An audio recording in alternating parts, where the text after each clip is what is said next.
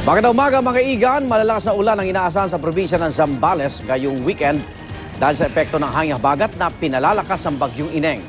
Kaya naman ang residente roon naka-I am ready na rin. May live report si Rida Reyes. Rida? Yes, Igan, good morning. Hindi man nga kasama itong lalawigan ng Zambales sa mga lugar na isinailalim sa storm warning signal dahil sa bagyong Ineng, kasama pa rin ito dun sa mga lugar na minomonitor ngayon ng otoridad. Lalo pa inaasahan na pauulanin itong buong lalawigan ng husto ng habagat lalo ngayong weekend. Simula kagabi, Igan, ay maya't maya itong ulan na naranasan natin sa Kalakhang, Zambales.